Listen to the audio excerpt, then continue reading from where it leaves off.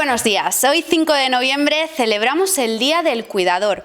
Nuestro objetivo desde Marie Claire y Gaceta Médica, con el apoyo de Merck, es concienciar a la sociedad del papel tan importante que juegan aquellos quienes atienden de manera no profesional y están al cuidado de las personas que padecen alguna patología.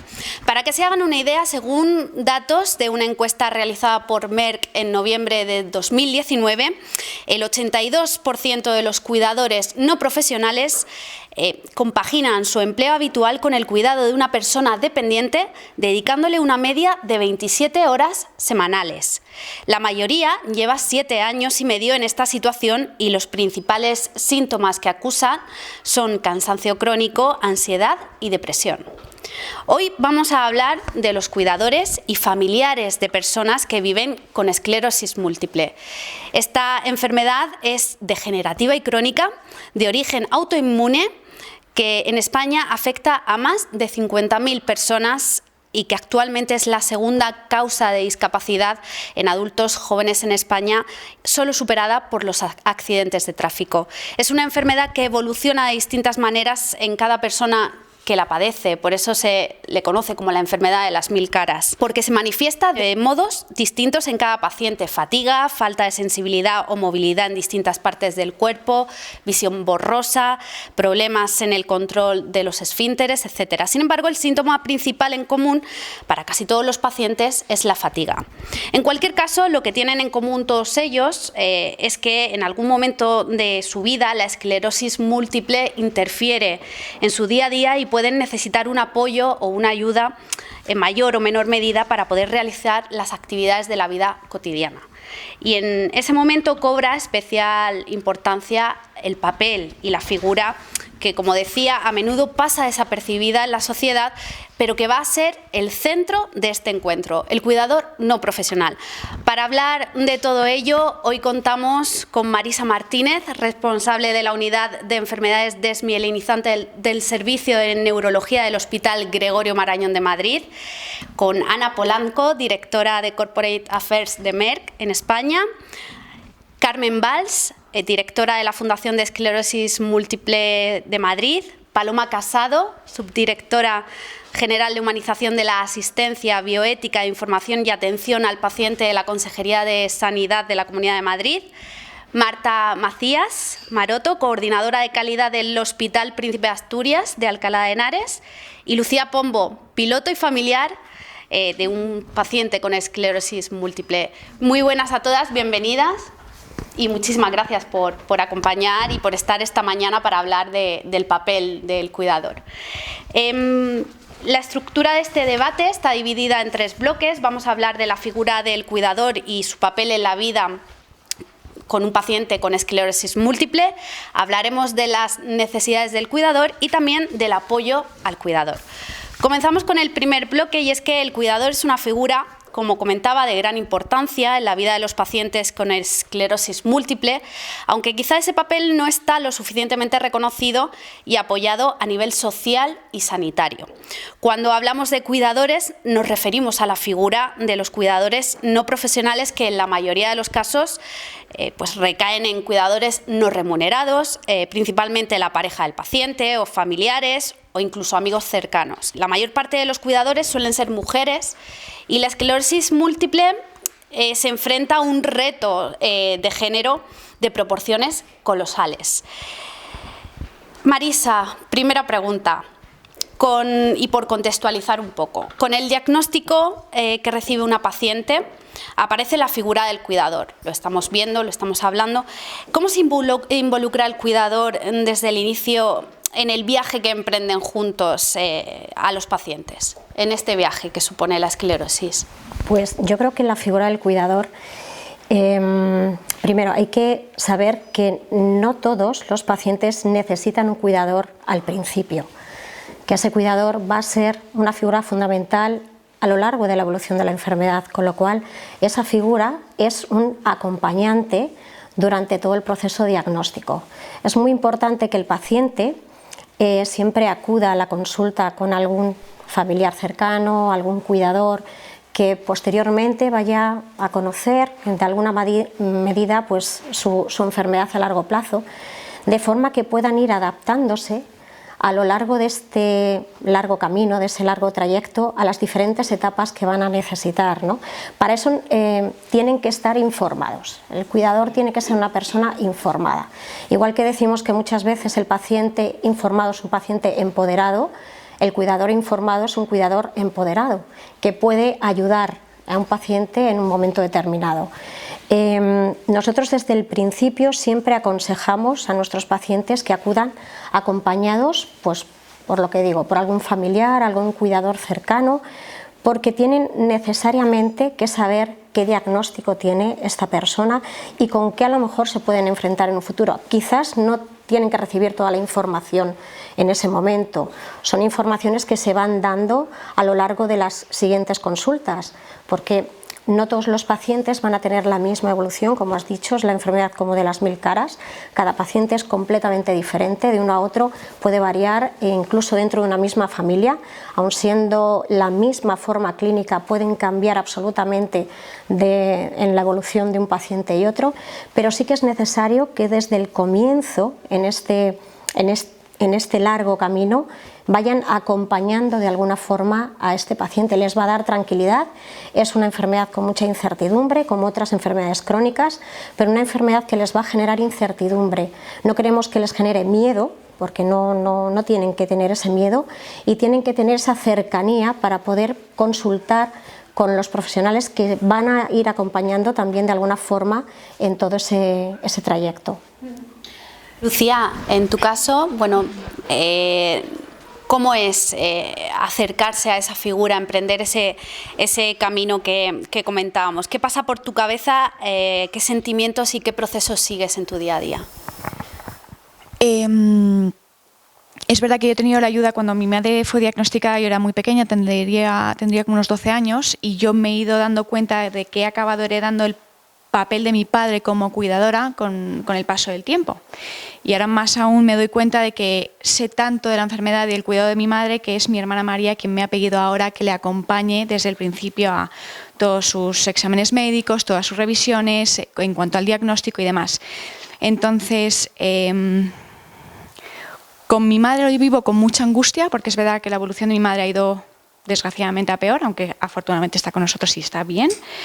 Y sin embargo con mi hermana María lo veo con esperanza. Entonces no tiene nada que ver una con otra, por lo tanto, como tú decías, los pacientes varían por completo. Yo quiero creer que mi hermana no va a sentir la enfermedad jamás y que gracias a personas como mi madre y enfermas como mi madre, mi hermana va a tener una evolución mejor. Entonces son dos vertientes completamente distintas. Una es la incertidumbre, la angustia y un poco la ansiedad. Cuando yo estoy volando y de repente, como el otro día, mi madre dice: me tengo que ir al hospital porque sé que tengo una infección de orina y no puedo ni andar. Yo entré en pánico, es decir, no estoy ahí, no voy a poder decirle al neurólogo o al médico de urgencias que le pasa esto, que toma esto, que tiene esto, que es probable que le pase esto por lo otro, y esa es la ansiedad que te genera el no estar ahí como cuidadora. Y sin embargo con mi hermana María es simplemente de apoyo, decir no pasa nada y va a ir todo fenomenal. Entonces son dos vertientes muy distintas. Totalmente diferentes, ahora seguiremos viendo. Ana, comentábamos que la figura del cuidador, estamos viendo que es fundamental. ¿Qué podemos hacer para que se reconozca esta labor? Bueno, pues podemos hacer sin duda mucho en el día hoy del cuidador y en todos los días del año. Desde luego en Merck lo hemos entendido así en los 20 años de compromiso que tenemos con esta enfermedad. Desde el primer momento entendimos que era necesario no solamente descubrir, producir y poner a disposición de los pacientes tratamientos, sino también abordar los planos emocional y social que son fundamentales para el bienestar integral del paciente.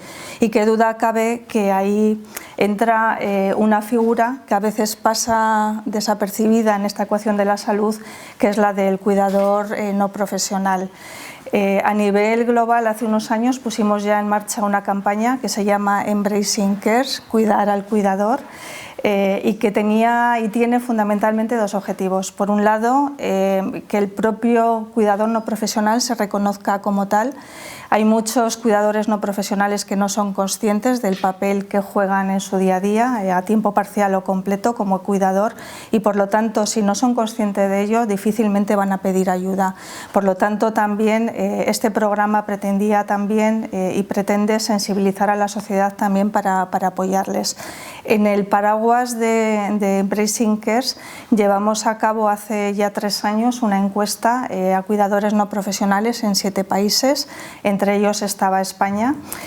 Voy a dar solamente 2 datos. La mitad de las personas que son cuidadoras no profesionales anteponen el cuidado de la persona de la que se ocupan por encima de su propia salud, y eso hace que 3 de cada 5 tengan ansiedad, depresión y que por lo tanto necesiten cuidados tanto físicos como psicológicos. Un año después quisimos profundizar, en este caso en los cuidadores no profesionales, pero de personas con esclerosis múltiple. Ahí, evidentemente, teniendo en cuenta que la esclerosis múltiple es una enfermedad que golpea en edades muy tempranas, vimos que prácticamente la mitad se habían convertido en cuidadores no profesionales a una edad muy temprana, por debajo de los 35 años, y además llevaban incluso más de 11 años de cuidadores. Eso indiscutiblemente impactaba en todos los ámbitos. Uno de ellos es el laboral, que seguramente hoy también abordaremos, puesto que 9 de cada 10 había visto afectada su vida laboral y su desarrollo profesional. Y nuevamente se reproducía el hecho de que impactaba también a nivel físico y a nivel emocional. Son datos muy importantes que nos deben ayudar a reflexionar sobre qué acciones debemos emprender para evitar que eso se produzca y podamos cuidar al cuidador. Y ya para concluir, también debemos escucharles. Hoy sí que me gustaría que escucháramos un vídeo de una campaña que hemos llevado a cabo en España, Aprendemos de ellas. Sabemos que es una enfermedad que afecta fundamentalmente a mujeres, y bueno, pues hemos querido darles voz a las personas que viven en primera persona la enfermedad, pero también a sus cuidadores, con lo cual vamos a escuchar ahora un testimonio muy revelador de su día a día. Hoy vamos a escuchar el vídeo.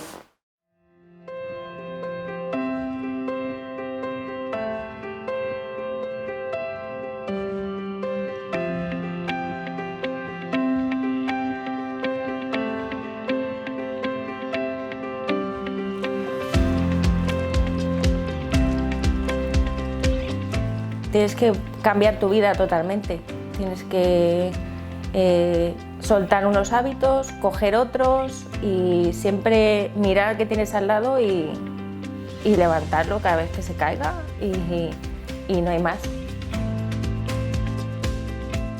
Y sobre todo tenemos otra personita más, que es así que no puede ver que ninguno de los dos flaquee.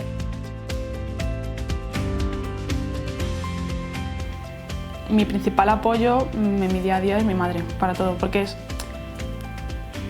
es muy amiga. Mi madre y yo somos amigas, y aparte es la que más me escucha, la que más se para a escucharme y la que más me comprende, la que más lo vivió. También tienes tus momentos que no aguantas, que todo te pesa mucho.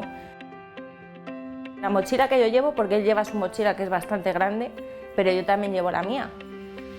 Llevo la mía y voy sujetando la suya. Vamos un poco los dos compensando ese peso que llevamos entre los dos, y así se lleva mucho mejor. Mi familia me ha ayudado infinito, porque han conseguido que yo le eche ganas y salga del hoyo en el que me encontraba metida al principio del diagnóstico y tenga ganas de seguir adelante.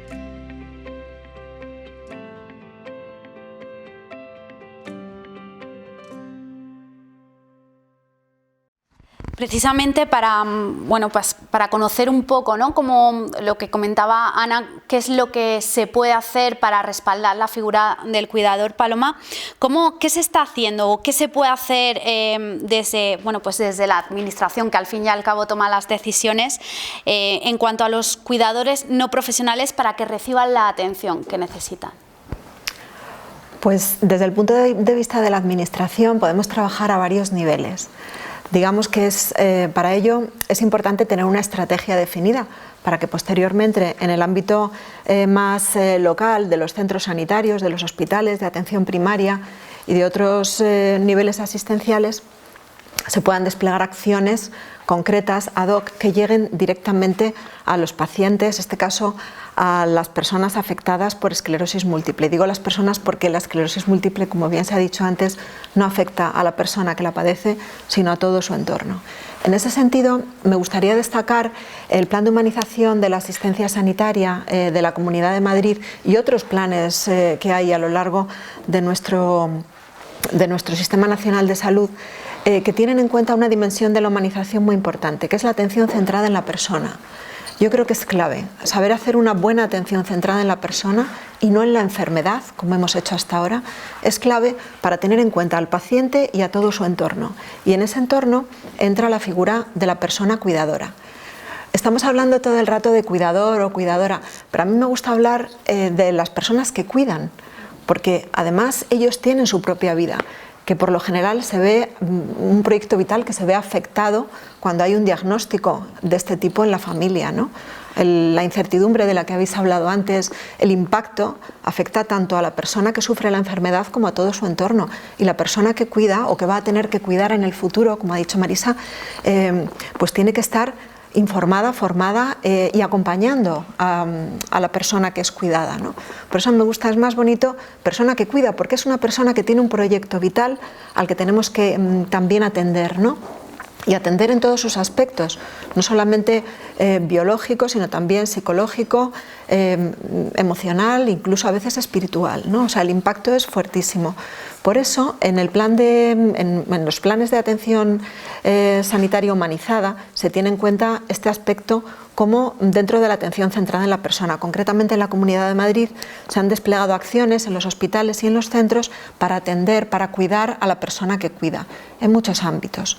También me gustaría destacar otra de las iniciativas que en Madrid fue ligada al plan de humanización, pero que tiene una entidad por sí misma, que es la Escuela Madrileña de Salud, y en general todas las escuelas de salud, que se ocupan ya no solo del empoderamiento, ¿no?, ni de formar o informar, sino de que los pacientes y de que todo su entorno, en este caso las personas cuidadoras, adquieran unas capacidades, unas habilidades, unas competencias que les permitan acompañar a la persona que cuidan sin que esto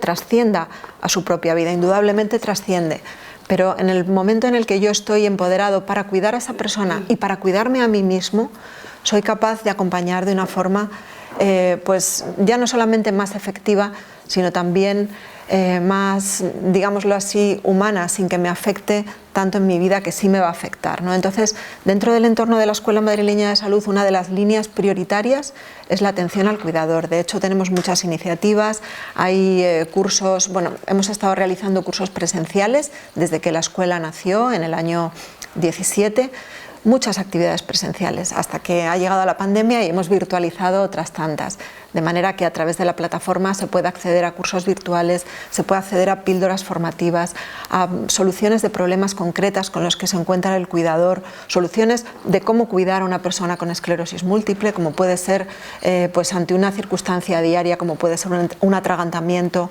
una caída, un desvanecimiento, circunstancias de la vida diaria. Y tenemos una línea muy interesante también, que es el proyecto de cuidador experto, que ya es un paso más, ¿no? Ya no solamente es yo aprendo a cuidar a esta persona, aprendo a cuidarme a mí mismo para no desfallecer, pero también hago una red con otros cuidadores, con otras personas cuidadoras, para que todos aprendamos juntos y podamos crecer en nuestro desempeño. Así que muchas cosas que podemos hacer a nivel estratégico, pero lo que hace falta es que después en los centros se traslade a acciones concretas de las que podamos seguir aprendiendo. Precisamente, Marta, tenéis experiencia en este sentido. ¿Cómo, casi la misma pregunta que a Paloma, cómo cuidáis a los que cuidan?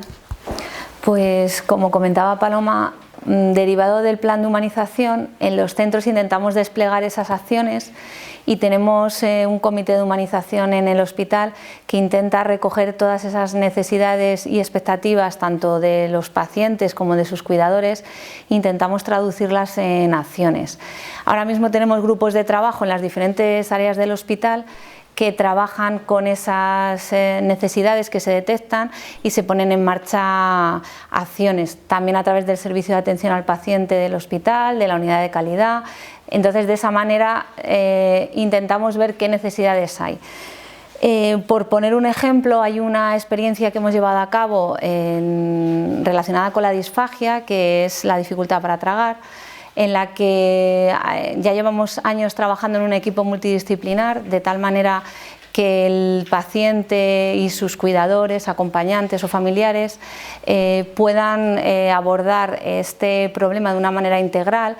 Y hay diferentes especialidades del hospital que están trabajando juntas y hay una iniciativa muy bonita que surgió, que fue la de crear un manual de recetas, de 36 recetas, en colaboración con el servicio de cocina hospitalaria, para que ayudara a los cuidadores también no solo a tener esa dieta modificada en el hospital, sino que también ellos pudieran elaborar esas recetas en casa, modificando las texturas y las viscosidades para ayudar de alguna manera a ese cuidador a poder continuar ese cuidado. Carmen, una vez que el cuidador asume su responsabilidad, acuden a la asociación de pacientes para solicitar apoyo y resolver dudas que surgen tras el diagnóstico. Digamos que cada vez más estáis recibiendo esta llamada de ayuda.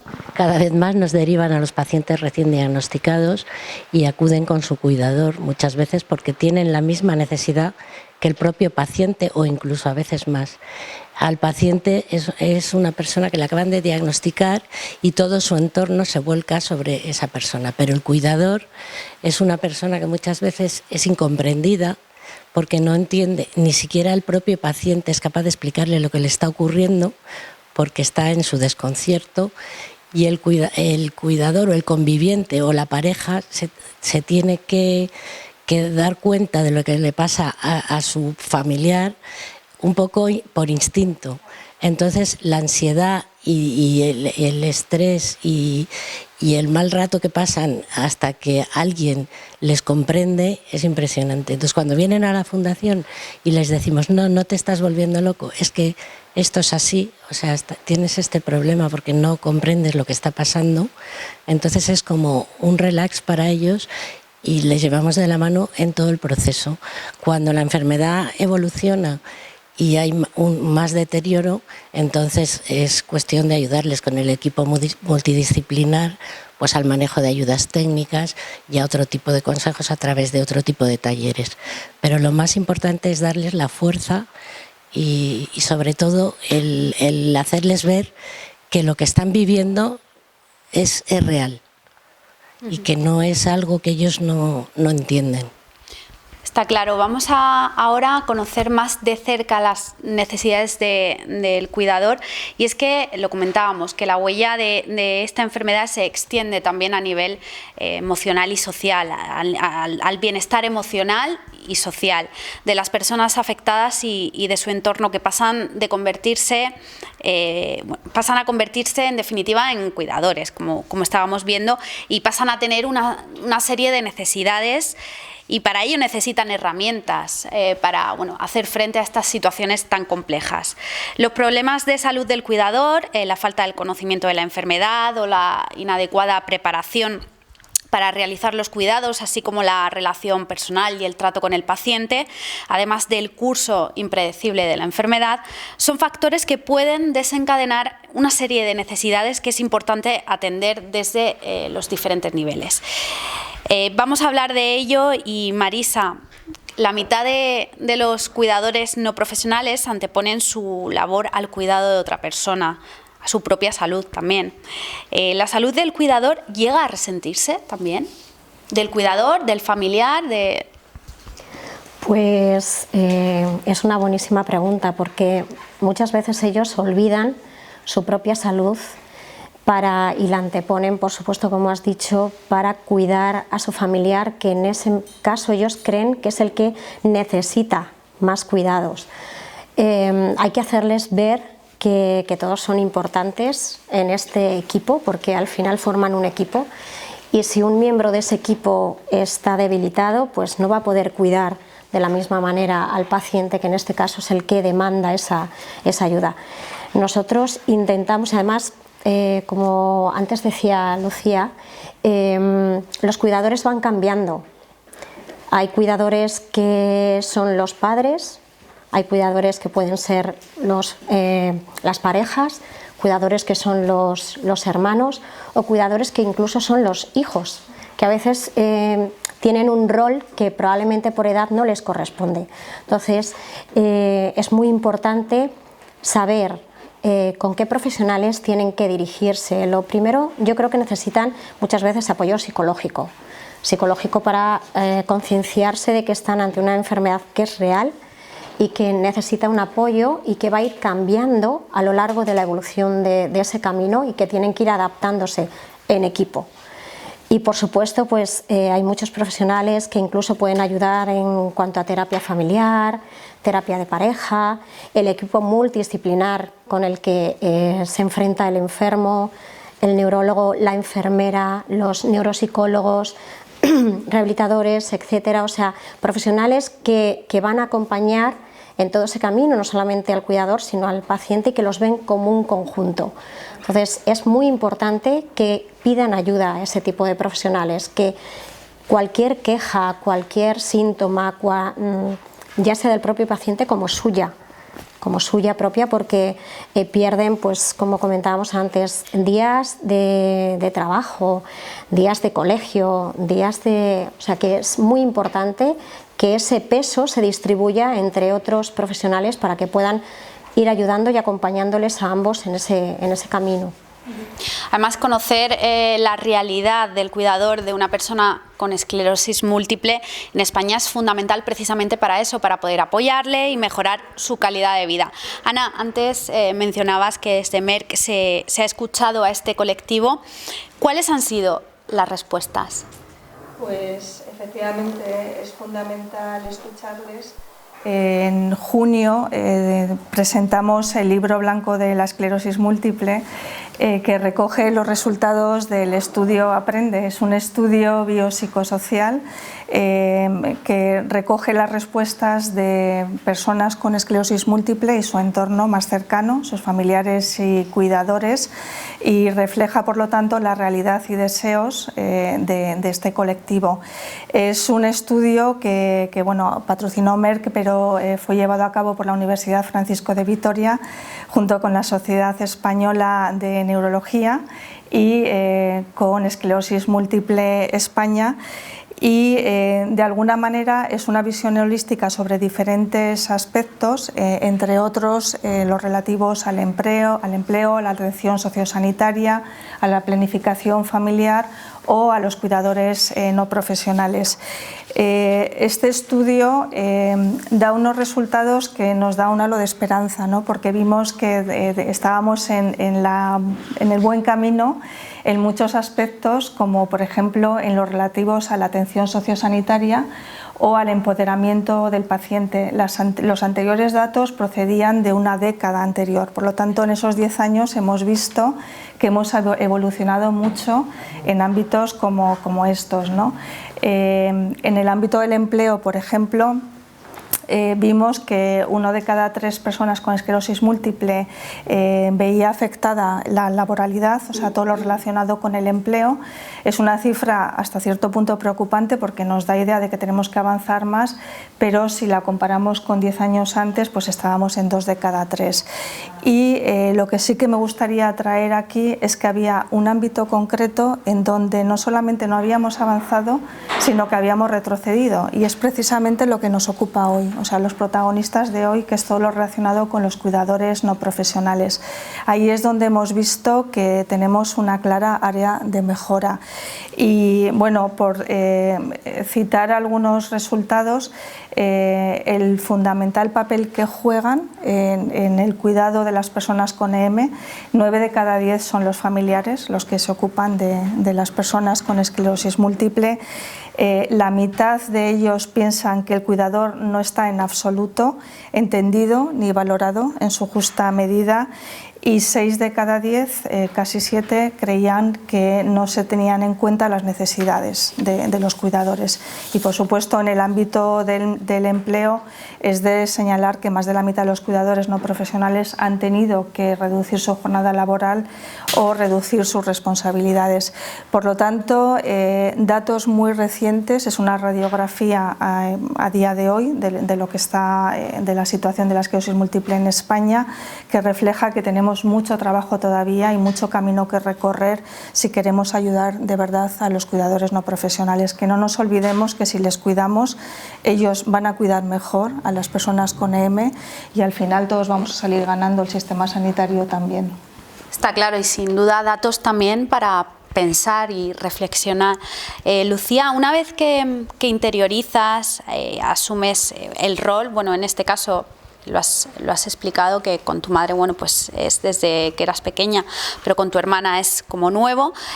¿Cómo se ve afectada la vida y cómo lo afrontas? Y luego, ¿cuáles son esos principales obstáculos que dirías tú que se te presentan?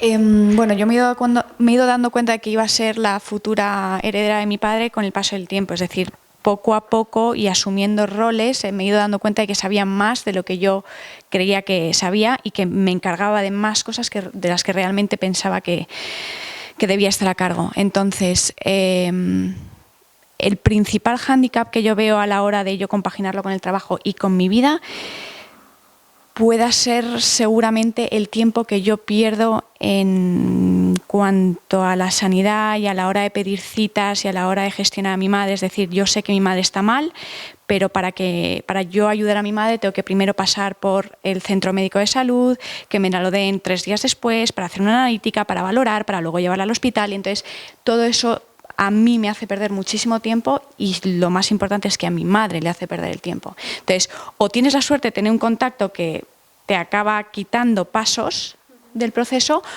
o realmente se pierde un tiempo que en concreto con una infección de orina como tenía mi madre, que la última vez acabó en una pielonefritis, el tiempo es súper valioso. Entonces, eso a mí me genera mucho estrés y mucha ansiedad, porque al final les llama el teléfono, no te cogen, no, pues es que mira, tu madre no está tal, si no, vete a las urgencias, pues que sabes que urgencias son 7 horas en un hospital. Entonces, eso es lo que más genera un poco problema familiar, entre comillas. Si hay alguna discusión tiene que ser esa, y un poco ansiedad de decir no le estoy dando a mi madre lo que realmente yo quisiera darle, que es una atención directa, o por lo menos que alguien me atienda al teléfono y me diga, pues mira, por aquí, por esta vía vamos a ir más rápido. Entiendo que como esta enfermedad hay otras muchísimas, por eso yo no puedo reclamar más de lo que ya lo hago, ni reivindicar, pero esa es el principal problema que yo veo en cuanto al cuidado de mi madre, y es que no siempre voy lo rápido que quisiera en muchas otras cosas. A mí tener que esperar en la farmacia del hospital 1 hora que me den su medicación, no pasa nada, porque yo estoy sana y estoy fenomenal y puedo ir a recoger su medicación, pero si fuera mi madre la que tuviera que estar esperando ahí 1 hora y media, ojo, porque para ella sí que es mucho tiempo. Y ya no sé muy bien si he respondido a tu pregunta. Yo creo que perfectamente. Sí. Luego podremos profundizar un poquito más en esas necesidades. Carmen, voy contigo. Las asociaciones de pacientes bueno, pues se han convertido en algo imprescindible tanto para el cuidador como para el paciente que padece, en este caso, esclerosis múltiple. Sobre todo, pues, por ese respaldo, ¿no?, al que nos referíamos. ¿Cómo se trabaja desde la asociación todo esto? Lucía ponía el ejemplo. Claro, nosotros tenemos que trabajar también en la defensa de derechos, en intentar facilitarles la vida, intentar luchar porque la recogida del fármaco no sea tan complicada intentar luchar pues porque la sociedad comprenda la patología y comprenda también al cuidador, porque claro, el cuidador siente esa ansiedad que dice Lucía en el caso de la espera, pero un recién diagnosticado, una pareja joven que no tiene, el paciente no tiene síntomas, pero sin embargo tiene a lo mejor un toque sutil de deterioro cognitivo, y el cuidador, además puede ser su esposa, se siente juzgada, porque claro, la gente socialmente no se da cuenta de ese mínimo deterioro y entonces incluso se siente acusada por impaciente o por... Entonces nosotros tenemos que estar ahí informando a la sociedad a través de las campañas para que esto no ocurra, que se conozca muy bien la sintomatología y tratando de facilitar a través de defensa de derechos todo eso que tú decías. Además, Paloma, comentábamos antes que el estudio Aprende refleja que en España hay un desconocimiento, ¿no?, de la existencia de servicios de asistencia y apoyo a todos los niveles durante las distintas fases de la enfermedad. ¿Qué herramientas se podrían desarrollar o se pueden desarrollar para que se conozca y puedan aprovecharlas los familiares, los cuidadores de estos pacientes? Pues no es que se puedan desarrollar herramientas, es que existen herramientas que no se conocen, ¿no? Una herramienta clave, y lo habéis dicho, ¿no?, antes, es la información. La información es clave porque te habilita para tomar decisiones, tanto al paciente como a todo el entorno, a los familiares y las personas que le cuidan, ¿no? Entonces, la información es clave y es nuestra obligación como instituciones ofrecer esa información de una forma clara, sencilla, entendible y accesible, ¿no? Muchas veces esa es una dificultad que tenemos, que no sabemos cómo llegar con esa información. Nosotros desde mi punto de vista, ¿no?, desde mi equipo, estamos trabajando constantemente en actualizar información que esté disponible en la web, en informar a través de las asociaciones de pacientes, en establecer todas las relaciones posibles con las entidades que no son solo asociaciones de pacientes, ¿no?, sino entidades que estén interesadas en este tipo de información, y es dificilísimo hacer llegar esa información. Entonces yo llego a pensar muchas veces que a veces lo que queremos es que la información nos llegue, tal como nos ha estado llegando, ¿no?, durante todo este tiempo a través de un WhatsApp, y lo que creo que tenemos es que colaborar todos en ofrecer la misma información, es decir, unirnos todos, profesionales sanitarios, las asociaciones de pacientes, las personas que cuidan, la industria, todos, para compartir esa información y que esa información llegue a la persona que la necesita. O sea, información por una parte, pero por otra parte hace falta muchísima formación. Nos hemos dedicado muchos años a formar a los profesionales sanitarios, y lo que yo estoy reflexionando últimamente es que nos falta que los propios pacientes y que las personas cuidadoras les enseñen de forma directa. Es decir, organizamos acciones formativas para profesionales sanitarios y no se nos ocurre que haya un paciente que cuente su experiencia, y no digo su experiencia en el sistema sanitario, ¿no?, las citas, la consulta, las esperas, no, sino su propia experiencia como conocimiento de la enfermedad. Me encantaría poder hacer eso y poder desplegar este tipo de actuaciones que ya estamos haciendo, ¿no? De hecho, en el plan formativo este año, lo que hemos podido virtualizar, porque nos ha dado muy poquito tiempo, nuestra intención ha sido que un paciente o que un familiar exponga sus necesidades, sus expectativas, pero sobre todo enseñe a los profesionales sanitarios cómo es la enfermedad y cómo es el día a día de esa persona con su vivencia de enfermedad, que es lo que muchas veces no nos enseñan en la facultad. Yo soy médico y esto nunca me lo enseñaron, lo he ido aprendiendo gracias a la escucha y a la relación con asociaciones de pacientes. Pero el aspecto formativo de los profesionales tiene que venir complementado necesariamente con una formación a la ciudadanía, no solamente a los pacientes y a las familias, a la ciudadanía en general, porque solo así podremos hacer extensivo el conocimiento de la enfermedad, de ciertas condiciones que generan cronicidad o de ciertas condiciones que generan discapacidad, de cómo prevenir, de cómo ayudar, de cómo comprender a la persona enferma, ¿no? Entonces, esa iniciativa a través de la Escuela Madrileña de Salud estamos trabajando muy duramente, pero indudablemente necesitamos de vuestro apoyo porque yo creo que entre todos conseguiremos empoderar, ¿no? Que al final la palabra empoderar significa muchísimo. Significa tener el poder de tomar ciertas decisiones en momentos clave de mi vida. cuando soy una persona cuidadora, decidir si, como has dicho antes, voy al hospital o puedo administrar una medicación, decidir yo como paciente hasta dónde quiero llegar en mi medicación, decidir yo como profesional, conjuntamente con mi paciente, qué medicación es la idónea o qué pautas vamos a llevar a cabo, etcétera, etcétera, etcétera. Es decir, ese empoderamiento es tener el poder de tomar las decisiones y no se consigue solamente con actividades formativas, se consigue con una verdadera capacitación a través de la asunción de ciertas responsabilidades, de la adquisición de ciertos conocimientos, pero sobre todo con la práctica, con la adquisición de ciertas habilidades en mi día a día que me hagan tomar las mejores decisiones.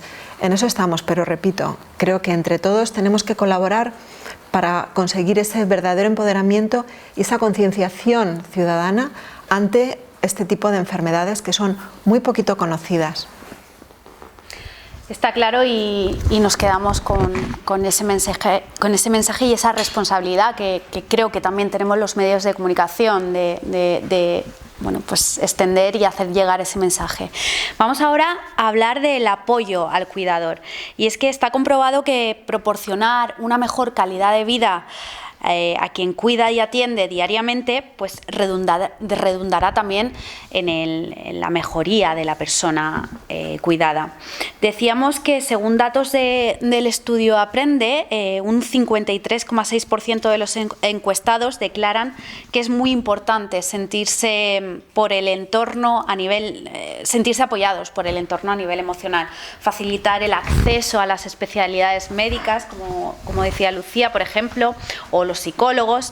Marisa, ¿qué otros profesionales sanitarios es necesario involucrar en el cuidado, en el apoyo al cuidado? Es fundamental involucrar a todo el equipo multidisciplinar que forma parte de ese trayecto, de esa enfermedad, entre los que están indudablemente los neurólogos, el servicio de enfermería, la enfermera que es la que está trabajando codo con codo, la que muchas veces pues resuelve muchas dudas de los pacientes. Por supuesto, contar con el apoyo de las asociaciones de pacientes, con los que muchas veces intercambiamos mails pues para ayudar de alguna forma con necesidades que muchas veces es mucho más difícil acceder al propio médico en sí, pero que a través de otros profesionales pues al final consigues tu reto, ¿no? Es fundamental tener un contacto directo. Nosotros en el equipo donde trabajamos, nuestros pacientes tienen un mail de referencia con la unidad donde se pueden poner en contacto tanto pacientes como familiares en un momento dado, si necesitan recetas, si necesitan un informe, si tienen un brote, un número de teléfono con contestador automático donde nos dejan sus mensajes y son recogidos por la enfermera que después va distribuyendo por los diferentes profesionales el acceso, por ejemplo, ante una duda que puedes resolver con una analítica citando al paciente al día siguiente. O sea que es un poco el intentar mejorar de alguna forma el acceso para que la calidad de vida en general, ya no solamente del paciente, sino del propio cuidador por sus necesidades, porque él tiene su vida personal, su vida laboral, su vida social, porque muchas veces también dejan de hacer otras actividades para cuidar a su familiar, ¿no? Pues de salir con los amigos, de sus relaciones personales, de por ejemplo salir a hacer deporte, pues porque en ese momento tienes que llevarle al hospital a resolver pues una infección de orina que es algo banal, por así decirlo, que se podría solucionar en poco tiempo, ¿no? Entonces creo que es necesario el apoyo de un gran equipo, pero siempre tener en cuenta aquellos profesionales donde vayan a resolver una duda en un momento dado. Si es algo de enfermería, pues contactar básicamente con la enfermera, y si es más algo en relación con una cita médica o con tal, pues directamente con tu médico habitual, ¿no? Está claro. Ana, hoy compartíamos la buena noticia del nacimiento de una escuela de cuidadores. ¿En qué consiste y cómo se trabajará con ellos? Este proyecto se empezó a gestar hace un año con un equipo multidisciplinar de neurólogos, médicos de atención primaria, enfermeros, psicólogos, fisioterapeutas, por supuesto cuidadores, expertos en nutrición, trabajadores sociales, en fin, todos los que de alguna manera están trabajando día a día con las personas con EM. Ellos nos ayudaron a identificar las necesidades de familiares y cuidadores. Antes de que la escuela comenzara a andar, pusimos un piloto y quiero agradecer aquí al Hospital Universitario Príncipe de Asturias de Alcalá de Henares. Hoy tenemos a Marta Macías con nosotros, que te voy a ceder ahora mismo la palabra porque tú sabes mucho mejor que yo en primera persona cómo ha funcionado. Fue el piloto, a raíz de ahí queremos ya escalarlo y poner todas estas herramientas que tenemos a disposición pues, de los pacientes, de los familiares, de las asociaciones de pacientes. Carmen Valls también nos puede dar más datos porque tú también has colaborado muchísimo con vídeos de cuidadores que nos van a permitir pues, ayudar también, entre otros, a gestionar sus emociones, etc. Por lo tanto, yo les voy a ceder la palabra a ellas, que conocen mucho más en detalle y en primera persona lo que es la escuela. Está claro, Marta, por alusiones. Gracias. Bueno, pues este proyecto ha sido posible gracias a Merck, con el apoyo también de Suportias, y es verdad que fue una iniciativa de ellos a raíz, yo creo, del estudio Aprende, y para nosotros ha sido un lujo poder llevarlo a cabo en el hospital de esta manera. Una de las cosas que pasaba era que no había recursos para cuidadores, sino que siempre estaban los recursos formativos más relacionados, más enfocados hacia el paciente. Y además lo orientamos hacia familiares o cuidadores que estuvieran en un proceso de la enfermedad muy inicial, en el que no tienen tanta información de los diferentes recursos, de las diferentes especialidades, de cómo va a ser la evolución de la enfermedad, y lo hemos desarrollado entre febrero y julio, porque como nos pilló la pandemia además por medio, pues primero hicimos un grupo focal de expertos en el que se elaboraron los contenidos, y a raíz de ahí establecimos 7 sesiones de ese taller. Y hicimos una parte presencial, y después, una vez que empezó todo esto de la pandemia, pues lo pusimos en marcha de manera virtual para no paralizarlo y poder finalizarlo. Han participado 16 cuidadores y bueno, la experiencia ha sido estupenda. Quiero decir, no solo les ha servido a ellos, sino que nos ha servido a nosotros, porque nos hemos dado cuenta también que es muy importante el abordar esta enfermedad de una manera multidisciplinar. Nos hemos puesto en contacto profesionales que tal vez no teníamos tanta información entre las diferentes áreas, y la acogida por parte de los cuidadores ha sido muy buena. O sea, el 100% recomendarían el que otra persona en su situación hiciera también este taller, y creo que sería muy bueno que se pudiera extender a otros hospitales, siempre adaptándolo a cada área, porque aquí en yo creo que también lo bueno de este taller es que está muy individualizado a los recursos que tiene ese centro y sus conexiones con el resto de asociaciones, atención primaria, los recursos sociosanitarios, y entonces creo que hay que hacerlo de esta manera, no de una manera general, porque luego no podría servir para todos igual, pero sí que sienta la base para poderlo extender y difundir. Así que nada, muchas gracias. Está claro. Carmen, no sé si quieres añadir. Quiero agradecer porque los profesionales que han participado en la Fundación han estado encantados de participar en eso. Para nosotros desde FEM es igual de importante el paciente que el cuidador o el conviviente o la persona que convive con el paciente, porque realmente se ve truncado su proyecto de vida igualmente, y luego van a tener hijos en común y van a tener que ser partícipes los dos y educar a sus hijos en eso, y es fundamental un cuidador formado e informado. O sea, el desarrollo de toda la enfermedad va a ser muy distinto y se va a llevar muchísimo mejor con las personas formadas y bien informadas. Entonces, gracias por eso. Y por otro lado, al cuidador hay que enseñarle también a que se debe dejar cuidar, porque eso es muy difícil. O sea, muchos cuidadores no se dejan cuidar porque no son conscientes de que necesitan esa ayuda. Están tan acostumbrados al día a día y a hacer las cosas y es importante talleres como este para eso.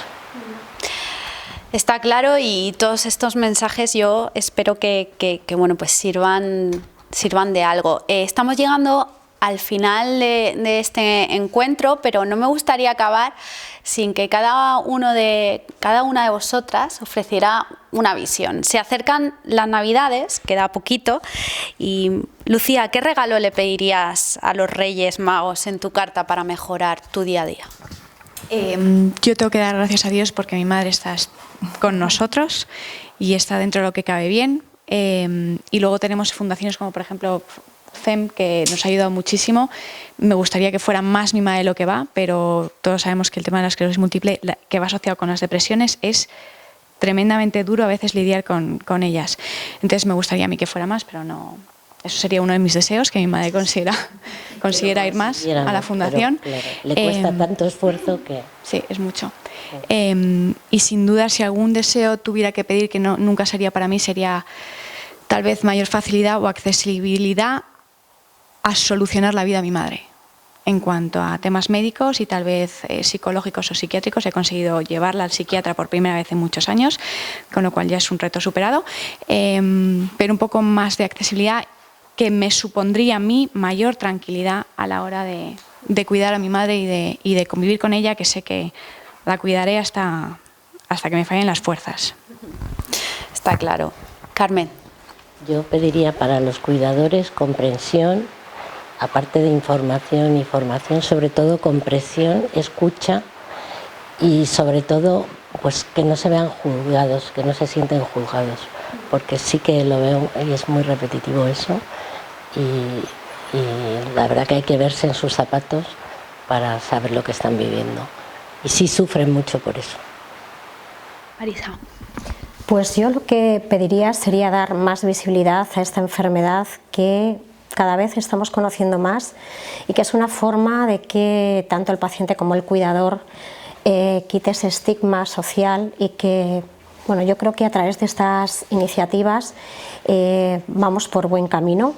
Creo que es fundamental también que cuidadores como Lucía den la cara y que hablen abiertamente de su día a día, de lo que les pasa, de sus problemas a la hora de afrontar esta enfermedad. O sea que yo con esto la verdad es que me conformo y te doy las gracias, porque es una puerta que a nosotros nos facilita muchísimo nuestro tratamiento en los pacientes con esclerosis múltiple.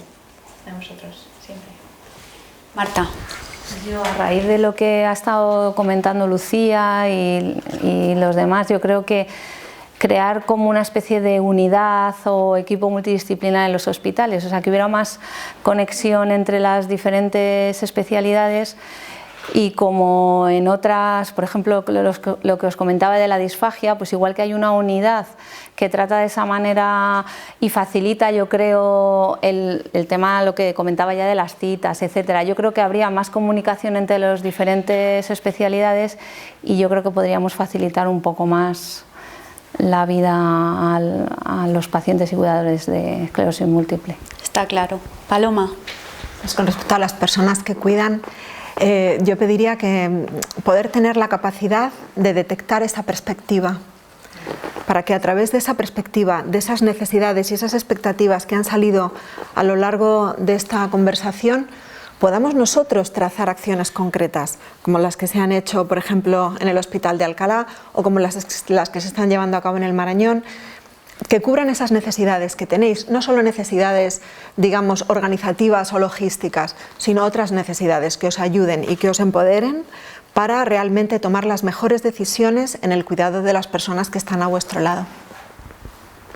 Ana, para cerrar este... Pues que si en un tiempo, que espero que no sea 10 años, que sea mucho menos, hacemos un segundo estudio Aprende, no nos encontremos con lo que nos hemos encontrado en este y que en mucho menos tiempo hayamos dado respuestas a las necesidades de los cuidadores no profesionales, que se sepan reconocer como tal, que pidan ayuda, que se la ofrezcamos y que tengan todo y que tengáis todo el apoyo de la sociedad.